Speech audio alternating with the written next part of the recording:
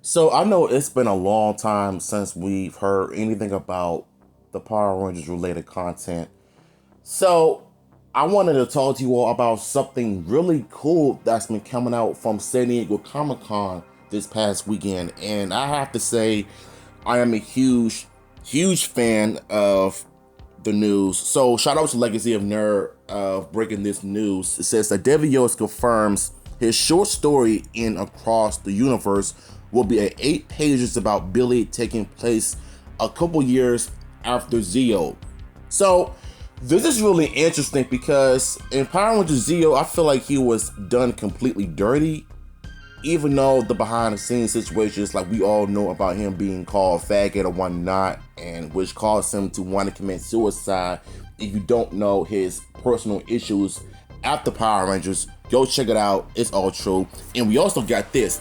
Yesterday's Diamond Retailer launch at San Diego Comic Con saw Boom Studios set out their stall to comic book stores whose owners and employees had gathered at the show for food and drink, swag and insight, and and accesses to those making the big decisions for their future. Boom Studios promised that their biggest franchise get bigger for Something is Killing the Children and Berserk, as well as promising and previously unreported MPR relaunch with Power Rangers Prime issue number 1 out in November 2024. Now, this is really good news because even though the Mighty Morphin run is ending, they're pretty much relaunching its Power Rangers series, not just Mighty Morphin, but with Prime. So I'm assuming that it's going to be a bunch of different Power Ranger teams, but either way, I'm excited about it because I know there's gonna be a bunch of fanboys playing, oh, more Mighty Morphin, I hate Mighty Morphin, all that bullshit. Like, y'all gotta remember that Mighty Morphin is the recognizable franchise. It's the one that is making the most money. So if you're trying to recreate a brand new original team that is based on Mighty Morphin, well, not based, but inspired by Mighty Morphin, it's gonna kill the franchise. Like, nobody's gonna wanna buy it. So this is what was posted on Twitter, excuse me.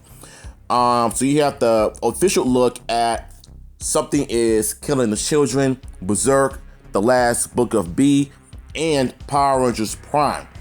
And I like those covers a lot because now I get to know what the covers look like, what everybody is talking about. And we have to talk about this image I saw on Twitter.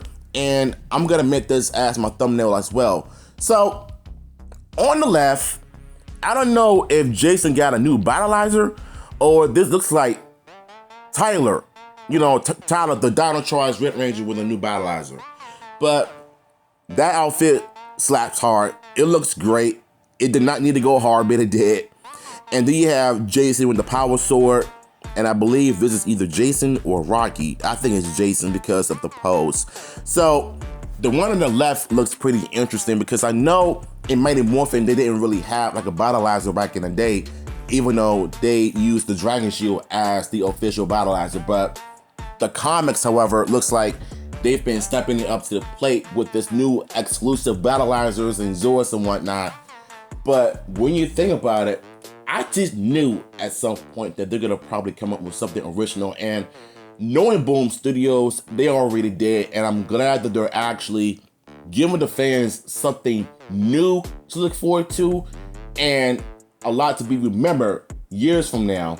So the way I look at it is that Boom Studios is really cool in terms of like just dropping some bombs and plot twists about certain characters that we never knew from the show that was being done right for the franchise.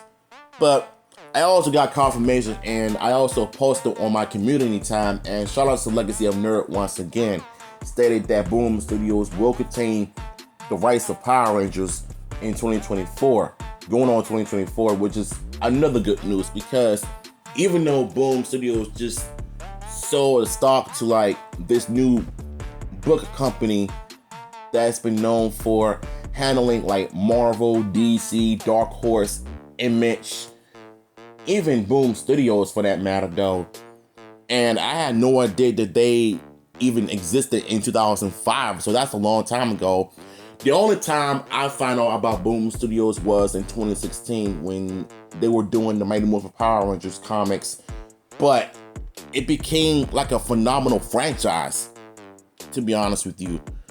So the fact that Boom Studios will continue to have the Power Rangers rights going in 2024, this is something to be excited about, because the last thing you want to do is just have them forget about Power Rangers, you know what I'm saying? But thankfully, Boom Studios is keeping the rights to Power Rangers, if you ask me. And all I gotta say is, it's a good time to be a Power Rangers fan. I'm just glad that they're actually, you know, I'm trying to say the word, but I'm just glad that they're finally keeping up with the Power Rangers stuff and just keeping the fans engaged with the brand, with the product, you know what I'm saying? I'm glad that they're actually having people talking about Power Rangers, because for the last 6 to 7 months, it's been nothing but hell. No one's talking about Power Rangers, but at Comic-Con, everybody is talking about it. So it's a good time to be a Power Rangers fan overall. So maybe we might get some news on the reboot. Who knows? But I'm curious to know, what are you all thoughts on this, man? How do you feel about the Boom Studio Comics relaunching this Power Rangers Prime issues? And how do you feel about Billy's 8-page story?